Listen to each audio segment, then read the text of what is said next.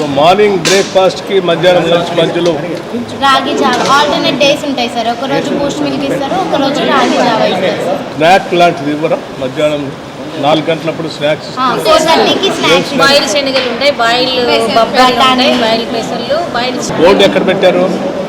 అక్కడ ఉంది సార్. బయట మీరు మాట్లాడారు చూడండి, బయట అక్కడ కూరగాయలు, మటన్ ఆర్గనైజ్ చేసేది స్టోర్స్, కూరగాయల store, rice store, provision stores కూడా చూపిస్తారు.